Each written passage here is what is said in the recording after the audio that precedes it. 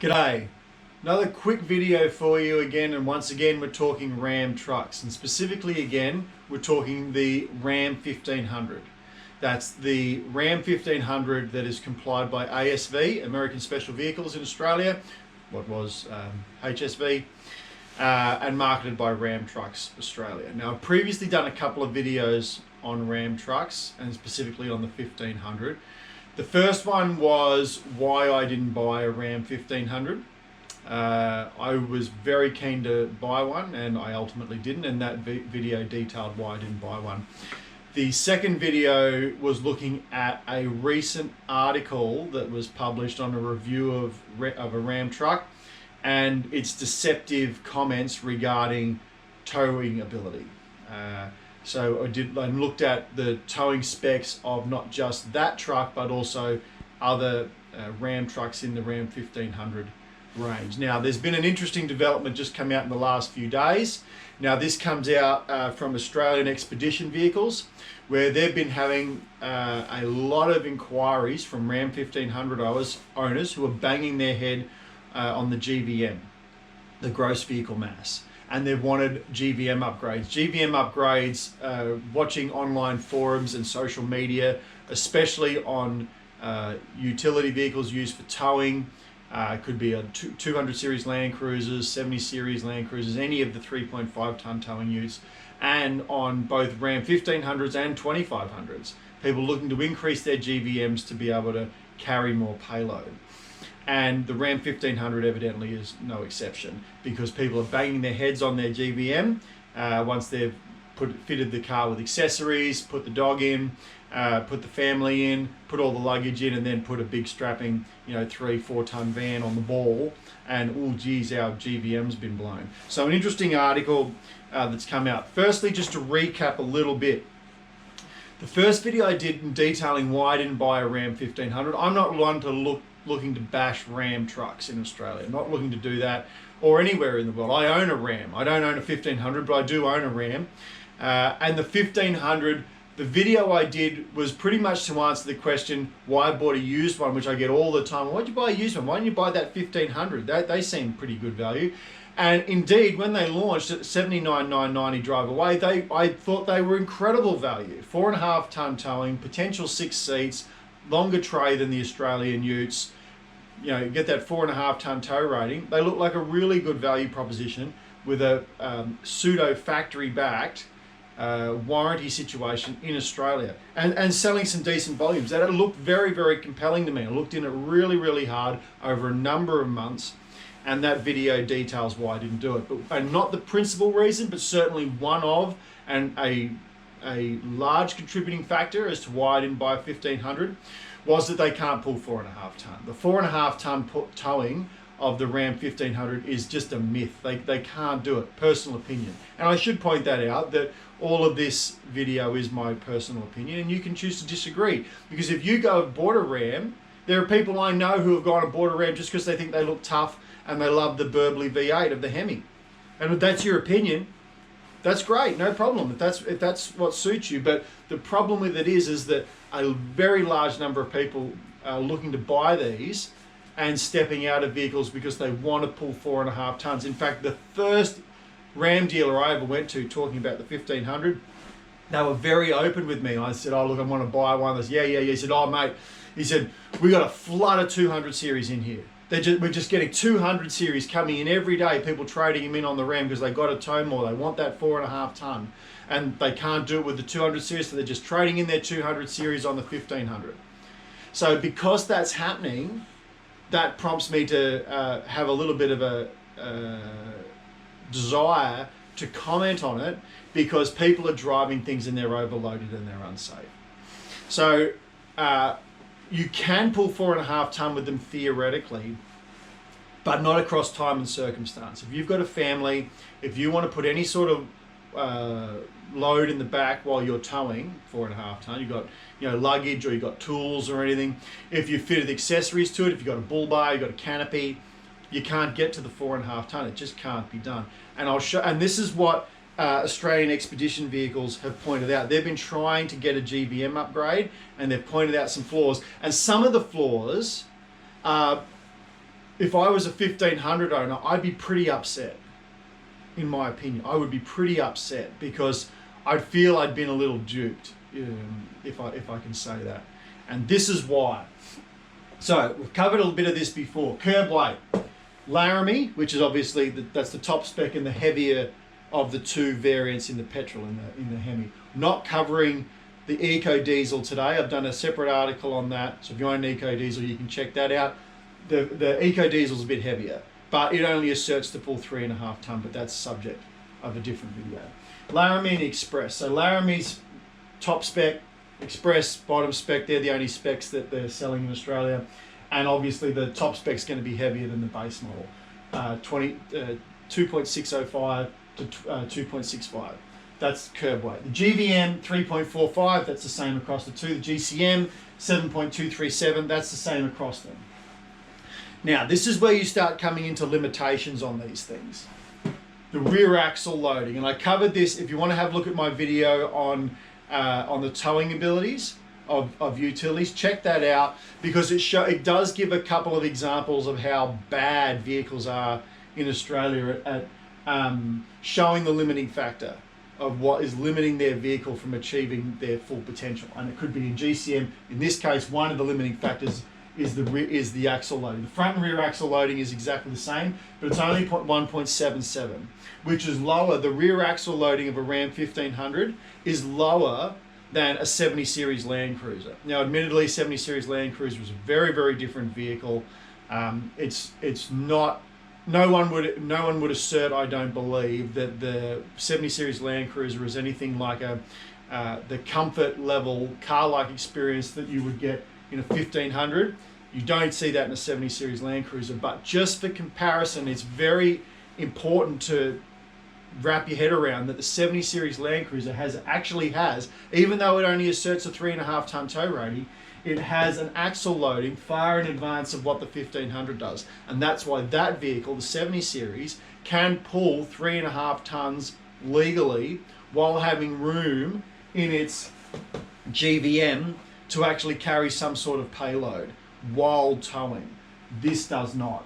So 1770, some interesting things I didn't know that has come out in this organization's attempts to try and get the Ram 1500 certified is that the wheel rating, the wheels are load rated. That's not a surprise. All wheels are load rated and tires are load rated. And if you're running something like a Ram 2500 or 3500, I'm running a 3500, you do have to be careful of the tire load rating so that you're not putting tires on it. If you're gonna, you've got a very high curb weight, and then you overlay that with a very high, if you're pulling 4.5 tons regularly, which I can do on my truck, you need to make sure you're not overloading the rating of the tires. So you need to put a tire on it that's sufficiently rated to pull and to carry the weight that you're looking to carry on the truck. But anyway, the wheel rating, 1860.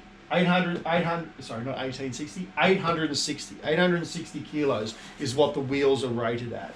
Now, so if you obviously on the rear, you double that to 1720. So two of them equals 1720. 4 of them equals 3440. 3440 is 10 kilos less than the GVM. So I'm not sure how they're asserting this. This is so the vehicle can actually carry in its GVM 10 kilos more than the wheels can. And on the rear axle is rated for 50 kilos higher than what the wheels are rated to do. So the wheels fitted to this vehicle won't allow you to max out your rear axle, or your front axle for that matter, but it won't allow you to max out your rear axle load, and it won't allow you to max out your GVM. Admittedly, your GVM's only a difference of 10 kilos, but when we get down to the nitty-gritties of exactly how the vehicle is constituted. And look, these figures, the wheel rating, I actually haven't pulled from RAM. I've pulled that from this company. So I'm taking them at their word. I assume they have no vested interest in bashing RAM, and they seem very, very genuine in their attempts to get a GVM upgrade for a Ram 1500. So I have no reason to doubt them. So anyway, so we're going to run with these figures as best as we can. But so 860, that is going to give you 50 kilos less than what your rear axle load can carry, and 10 kilos less than what the GVM is at the total vehicle. So whichever way you cut it, the wheels fitted to this vehicle will not allow you to max out either your rear axle load or your GVM. Now, admittedly, the GVM is only a 10 kilo difference, but it is there, it is a difference. So, if we just take the specs at face value, you take the curb weight away from your GCM, your gross combined mass, that's the weight that everything can weigh, including the trailer. So we take the curb weight off the GCM, and then if you say, I want to see what it looks like with a 4.5 ton trailer. Okay, so we take 4.5 tons away from that, then we take the curb weight away, we have a residual of 87 kilos. On the Express, we have a residual of 132 kilos. Now, in my previous video, I said that you can't pull 4.5 ton. I weigh 75 kilos myself. So if I jump in this car, 75 kilos, there's 12 kilos left. So if I fitted any accessory, a bull bar, if I fitted a canopy, a tonneau cover, I'm overweight. Just there. But there's a wrinkle here that I didn't realize that evidently I assume that Australian expedition vehicles have been trying to ascertain what's going on because they haven't been able to get their vehicle weights right. And what they found is that Ram's curb weights for the Laramie and the Express is done without a driver. I would assume that, although you don't want to take that as a given because some vehicles, they do include the driver, but in this case they do not. So no driver in this weight, so you've got to add yourself, and 10 kilos of fuel. So that's what they assert. They assert that this curb weight is no driver and only 10 kilos of fuel. So if we say 10, just to round numbers, just to try and make it easy, if we say that a liter of water is a kilo, so if we say just for ease of maths, a liter of fuel is a kilo. The fuel tank on the Laramie is 98 kilos. The fuel tank on the Express is 121. So we take off 10 kilos because this already includes 10 kilos of fuel. So we take off the 10 kilos, that gives us 88 litres we can stick in the tank. We then put that 88 litres on and oopsies, we're now over limit and we haven't even got in the car yet. We're not in the car yet and we're overweight. With the Express, take 121 litre tank, there's 10 litres in there already, there's 111 left. We take the 111 off the 132 and you've got 21 kilos. So I can't, my 10-year-old could drive the car, but that's about it. I couldn't drive the car. Once I fill the tank, I can't get in the car. So then you've got to think about, okay, so have I fitted a bull bar to it? Have I fitted the canopy to it? Have I fitted toolboxes? Have I fitted rear cargo drawers? Have I fitted the weight distribution hitch? All of those are going to take away from what you can tow.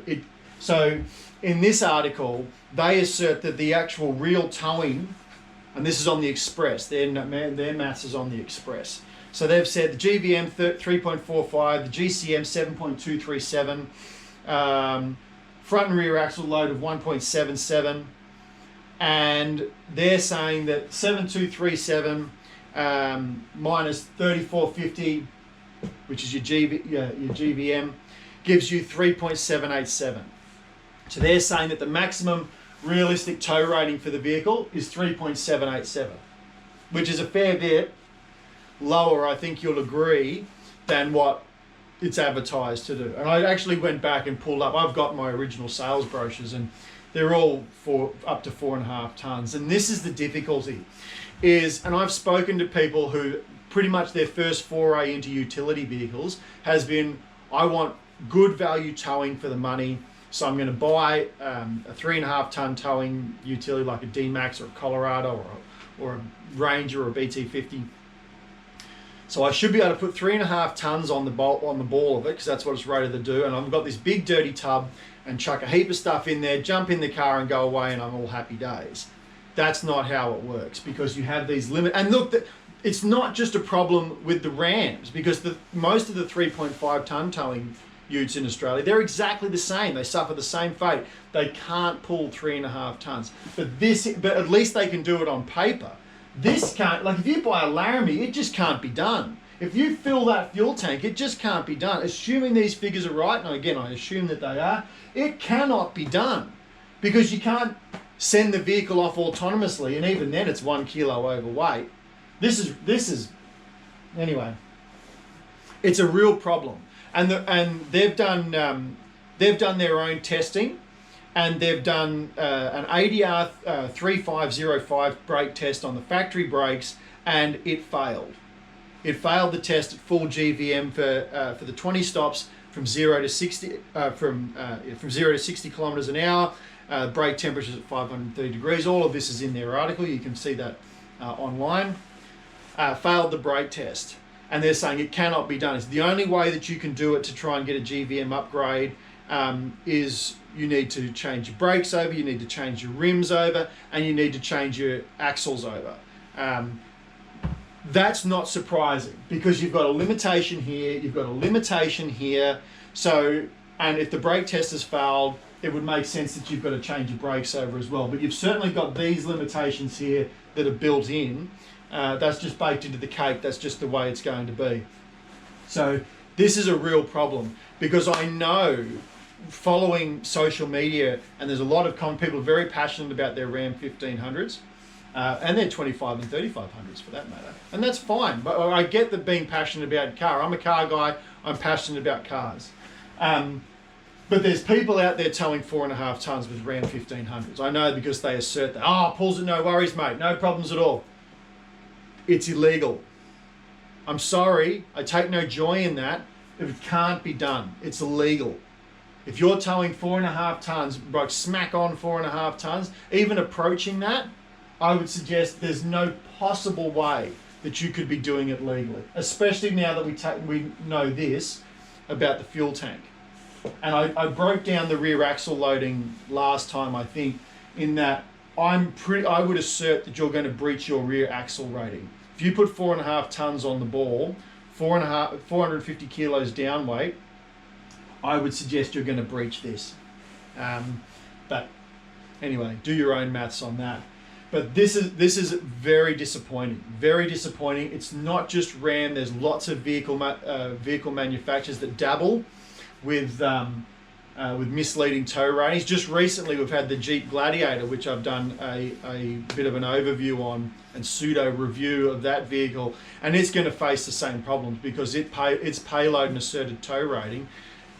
It can't be done across time and circumstance. It's not as bad as this, I don't think, but it's bad, like, because people's expectation of what that utility vehicle can do is not going to be met in reality, unfortunately. This is an ongoing problem, and personal opinion, I suspect there's going to be some very unhappy Ram owners out there who have bought utility vehicles from Ram, being asserted they can pull 4.5 tons when they just can't. I think I mentioned that just earlier, like I've been in Ram dealerships, and they've told me, if you want 4.5 tons, this is what you want, mate. Grab a 1500, that'll suit you well. Pull 4.5 tons, no worries. No other ute will do it. Grab one. They get them while they're hot. But you've got these problems, and you have to know about these. And this is a problem with vehicle manufacturers, but it's also a problem with the automotive journalists. And that's why I did the video previously on misleading tow figures, because the journalists are playing into it. They're not calling this out with the severity that they need to. This is a big problem, and what is happening is, because people are reading reviews say, oh, it just tows it like it's not even there. And people are going, oh, great, well, I'll get my 4.5 ton van, I'll hook it up to my Ram 1500, and off I go down the highway in happy days.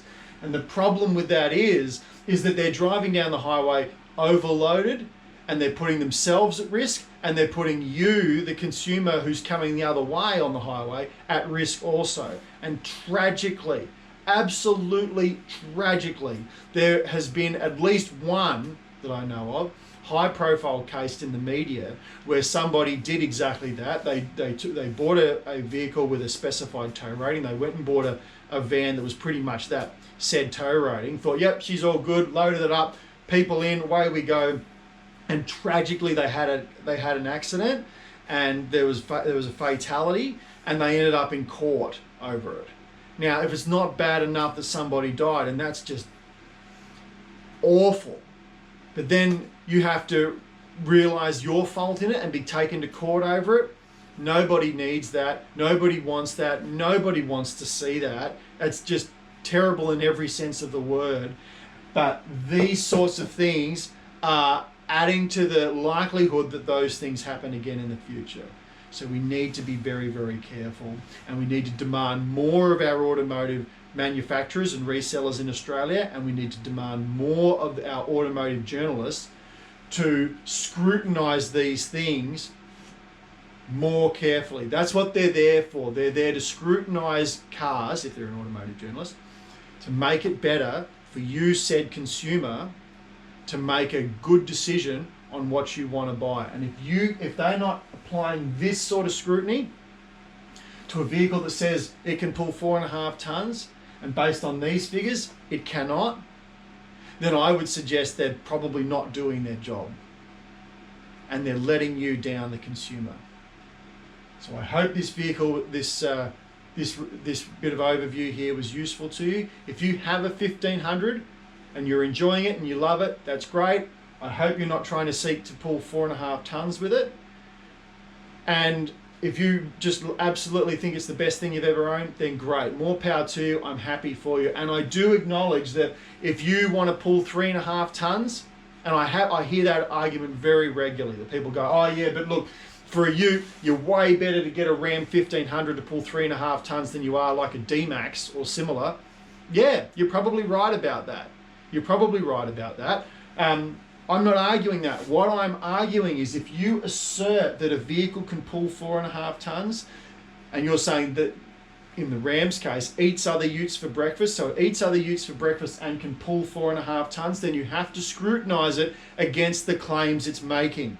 And the claim it's making isn't that this ute can pull 3.5 tons. The claim it's making is this ute can pull 4.5 tons. So that's the claim at which you measure it. And when you measure it up and you have a look at the specifications, this vehicle can't do it, unfortunately. Thanks for watching.